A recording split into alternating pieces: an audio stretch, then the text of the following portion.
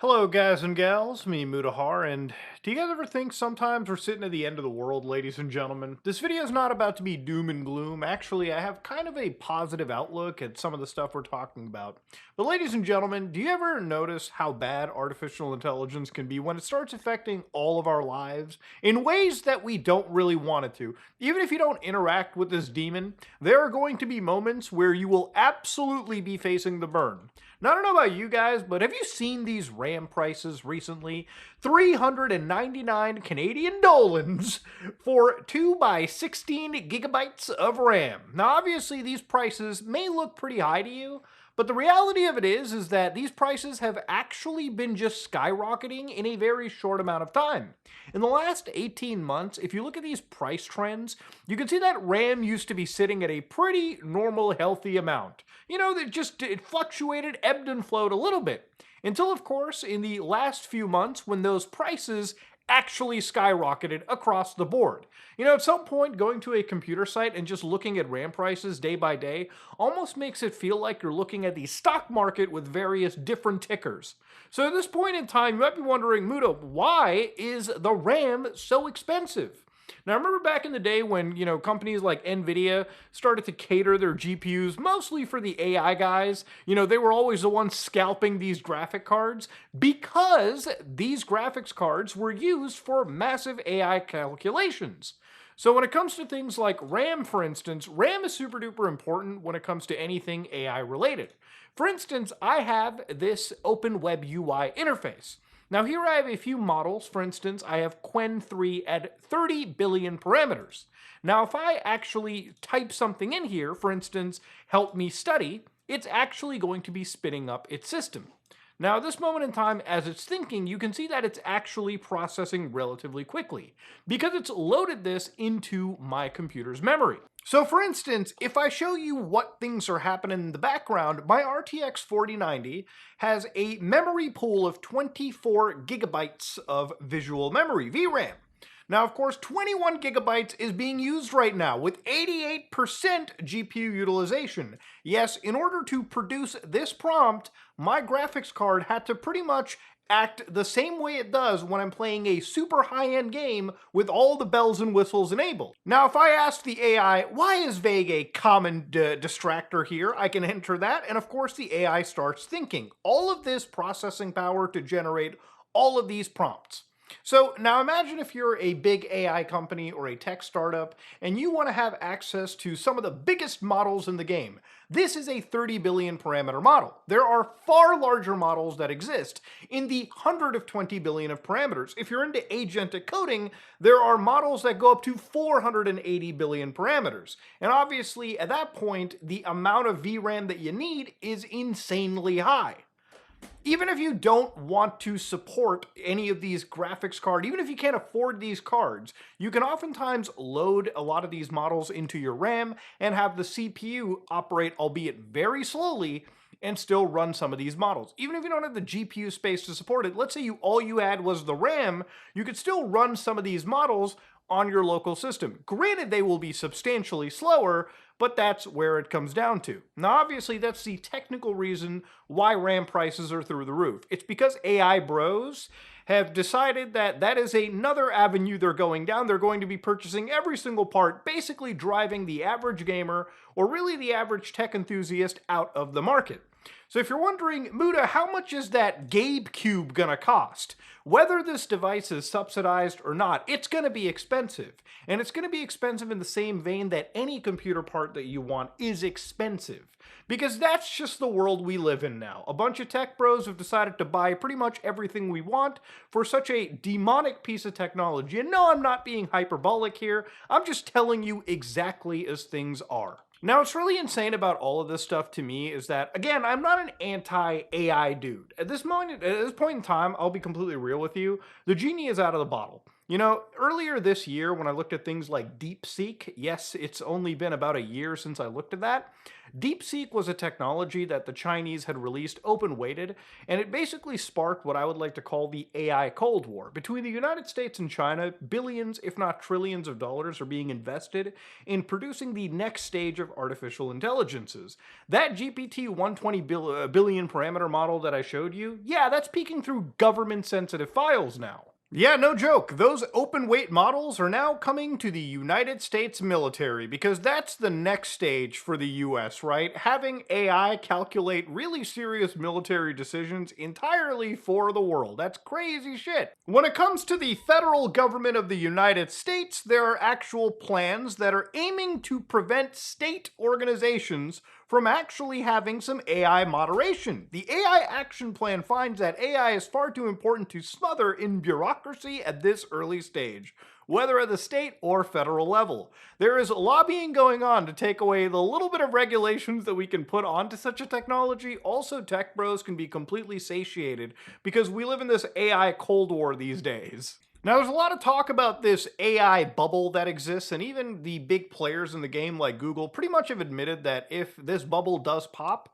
then pretty much everyone across the board is affected, not even just in the tech industry. And the thing is, I don't really think AI is so much of a bubble because at the end of the day, we've all put our eggs into this basket. And I think when it comes to the amount of money that some of the biggest countries have spent, they're going to try to make this unfortunate nightmare actually become a reality.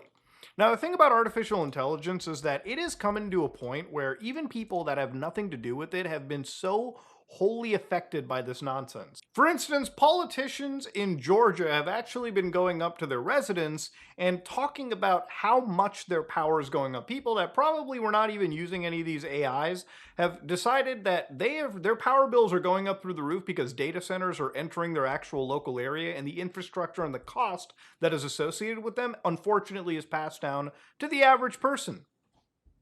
Why? It's because artificial intelligence electricity demands are now a actual big percentage chunk of total electricity demands just in the United States alone. And utilizing AI to search for stuff here is what I did for this actual section right over here too. I want to just preface this by saying that before we continue, this is a local AI search tool that I actually found open source, completely available, super private, and it allows you to not use these big cloud models. In fact, this entire process runs locally on a laptop, but I'll get to that in a little bit. Just wanted to get that out of the way before we continue. For instance, I asked this artificial intelligence, is AI causing our electric bills to go up? And it actually does provide some decent cited sources to show us just how important these data centers are to this AI project and just what's happening because of them. For instance, in areas like California, in areas like Illinois, in areas like Ohio, massive percentage increases in people's power bills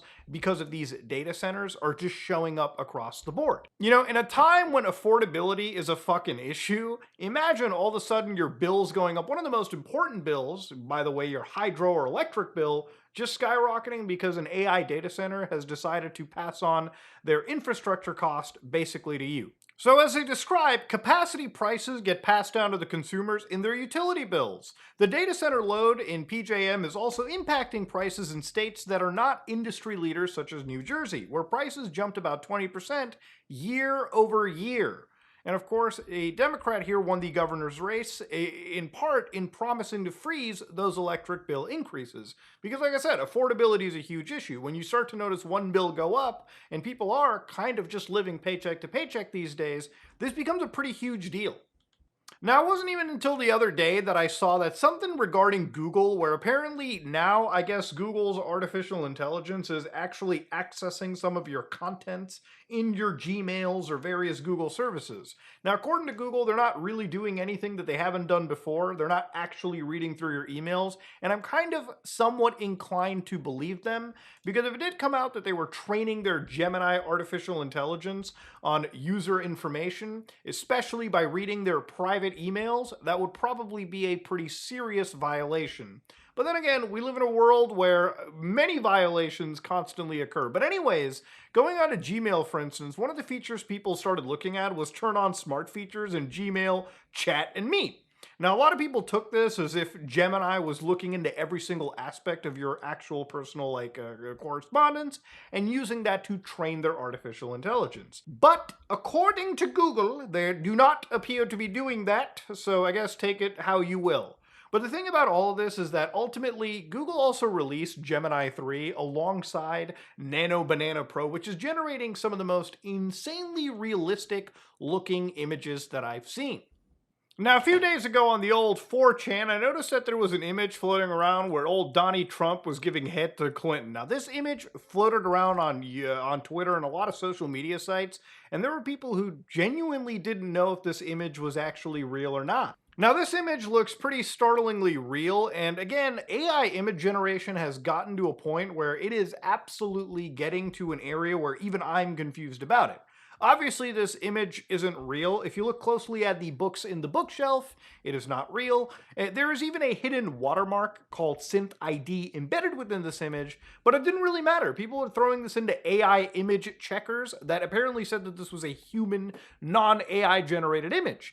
But in reality, it is actually completely AI generated. It's just generated from what I understand to be Nano Banana Pro, which is the newest image editing model that Google has brought out. Which again shows you what this stuff is normally used for. There's either two ways you can go down with AI image generation. You can either make cat videos, which at that point you might as well just look at actual real cats, or you can make scary misinformation and freak people out. So recently the US took away these SNAP benefits, which again ultimately led to a lot of discourse surrounding this topic on Twitter. Now, I don't want to get into the politics of this. Ultimately, that's for Americans to argue. But one thing that I saw floating around on the internet were these videos. Now, initially, you would look at this and think, whoa, this is actually real stuff happening in the world. It's not, because let me tell you something right now, it's Sora footage. That's all it is. And again, a lot of these images and videos were generated to make poorer individuals, usually black people, look in a negative light because of the SNAP benefit situation. The thing is, these were fake videos and fake images that were being shared around and actually talked on news circuits as if they were real when they were so fucking fake. Ultimately, that's the reality of some of this image generation stuff. Not only are we burning down our forests, not only are we spending a mass amount of compute power, but we're just using it to spread nonsense misinformation that ultimately we as a society are wasting more time, more energy trying to debunk than we normally should. And when you look at who's kind of sharing this dog shit stuff, some of the goofiest things that you can see is obviously these accounts that are supposed to be these patriotic accounts like America First. Now, Twitter did something interesting where they started outing the actual country where people are from. So you know that one meme of like the little rabbit holding the clock up? Time's up, fellas! You can actually go into any account and see that America First is actually coming at you live from Bangladesh. So, you know, last I checked in the fucking map, Bangladesh is pretty goddamn far from the United States of America. So I'm just going to say it like it is, ladies and gentlemen. Turns out most of the grift on the internet is usually done by accounts that don't even have anything to do with the internet, okay? It's like Ian Miles Chong to begin with. You know that one Indonesian guy that can't stop jerking off the United States? Never, from my knowledge, has visited the country, even though if you were going to suck off a nation this hard, at least fly and check it out every once in a while. At least in my opinion. These guys make a few $100s, which for them in their countries is probably equivalent to a really banger salary. All of the actual cost of spreading needless misinformation. You know, when I look at things like artificial intelligence, what burns me is that there is actual good uses for it. Unfortunately, it seems like in a lot of cases, and a lot of the actual use cases now, it's used primarily to scam the individual, to spread needless misinformation, and to burn resources on things that you probably could have done at 20 times less of the energy cost. You know, the other day I saw a Coca-Cola ad, I shit you not, that was actually generated through through an entire AI company called Real Magic. You know, Coca-Cola got a lot of shit for this advertisement, but ultimately for them, it's probably an economic win. Why go out and pay advertising firms or actually film something when you can just get AI slop to produce this shit and people will still absolutely buy Coca-Cola? But even to look at YouTube alone, a couple months ago, there was a massive wave of AI advertisements, and there still are. But some of the stuff that you would see on the internet was so stupid, like these AI generated images of these robotic dogs, which were being sold literally on YouTube. Now, this is an actual scam product, and it's being advertised on Google's AdSense. Now, if I was to advertise a scam product like this, I probably would get hit with a community guideline strike. But ads are treated substantially different. You can do whatever the fuck you want in the ad program, doesn't really matter. Even though at the same time, when it comes to YouTube, currently midst of an actual real allegation right now, where apparently their AI moderation system is unduly taking down entire YouTube channels. For instance, one user over here says YouTube's AI moderation is killing creators. They started a clean gardening channel with 0 violations. Then out of nowhere, the old channel gets terminated and the new gardening channel was instantly flagged for circumvention. So while this person tries to make a genuine case, no human at the actual site will listen to this, because ultimately the human beings are replaced by artificial intelligence that fails to actually understand real, true context. Now, the thing about a lot of this stuff, ladies and gentlemen, is, looking for these stories and looking for how messed up the internet really is, nothing is more true of the fact that even when it comes to our search engines, and I've talked about this before, Google search is effectively a completely useless product. For instance, if I ask Google, why is Google search so bad now? One thing that you'll notice with Google is that immediately they'll throw you AI overviews. If you don't have proper ad blocks, you'll absolutely be seeing advertisements and sponsored links. But a lot of the websites that we usually go to are now being pilfered by the AI overviews. And usually it regurgitates information from Reddit, some YouTube transcripts, and half the time it gets this shit completely wrong. Because that's what artificial intelligence does. It hallucinates like a bastard. Now, I would just blame Google for this, but ultimately this problem lies in most search engines too. Bing has similar issues, as does Yahoo, as does pretty much anything with AI crap stuffed into it. It's to a point where for the last few months, I've even fell into the trap where I've had to look up stuff on ChatGPT simply because the actual search mechanism on Google is just completely disgusting. And while I felt bad for looking up things on ChatGPT, unfortunately, that is where the future of internet search lies. You live in a world where artificial intelligence, videos, images, literal bots are communicating with each other at this point, and most of the websites that you'll be going to are probably generated with Gemini in terms of, just making the next article, whatever on the internet.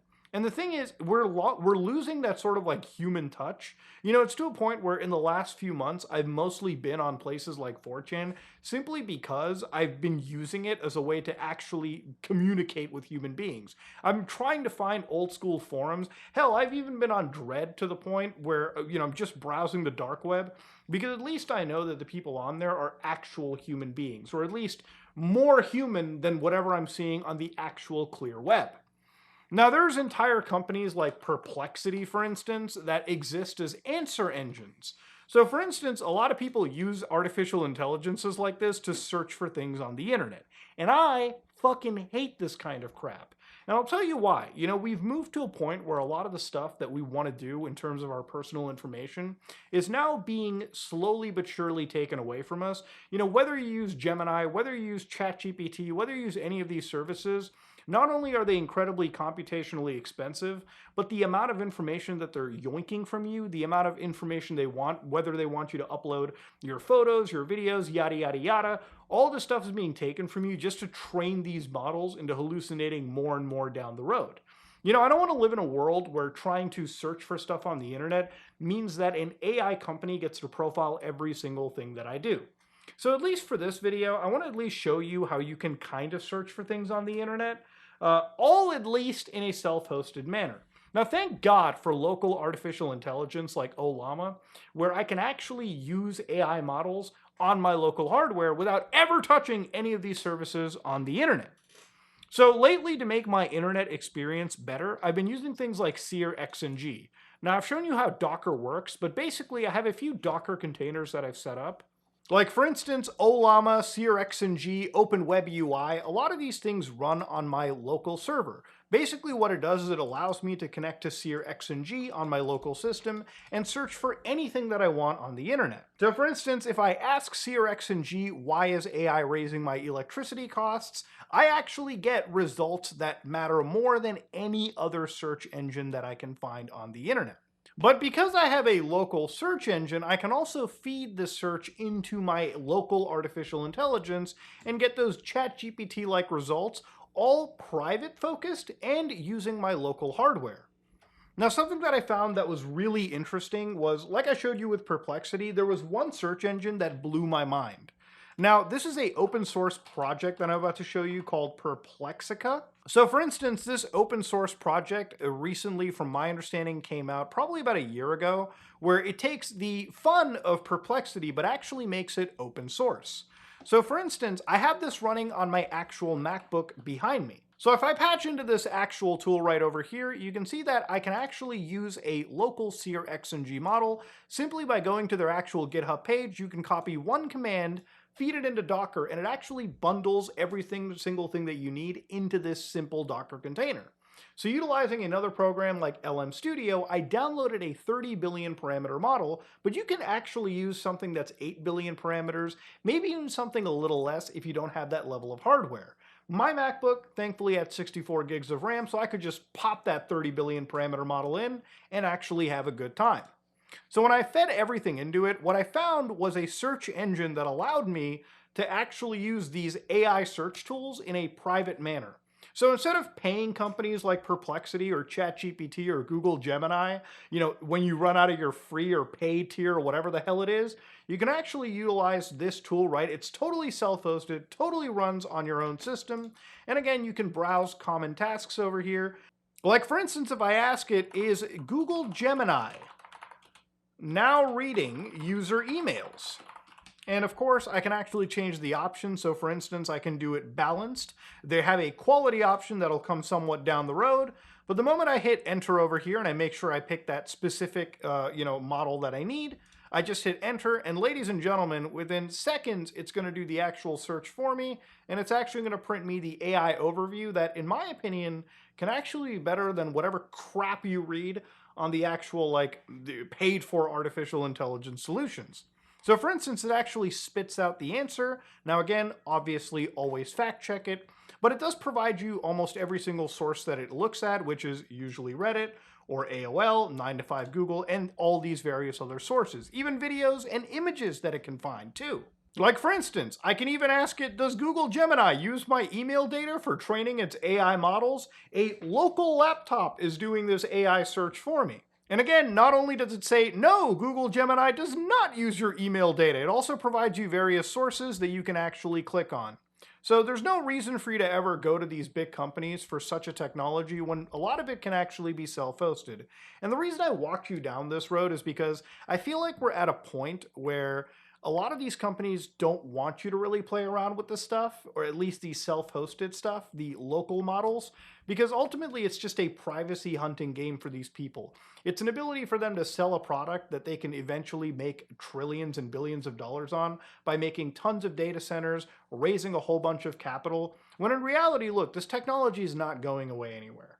But it's time for you to start learning how to use it efficiently, learn how to use it safely, and ultimately privately. Look, you can't take away the AI genie. Unfortunately, it's here to stay, whether you like it or not. So it's only a matter of time that you learn to live with it and learn to actually use it in a way that is more friendly, more efficient, and something that doesn't require you to burn through tons of processing power. I mean, ultimately, this does utilize a fair amount of processing power to just do this, but it's substantially more, I would say, ethical to do it this way than just constantly be feeding in prompts to like Gemini or ChatGPT or any of these services. And it's a lot safer for you down the road too.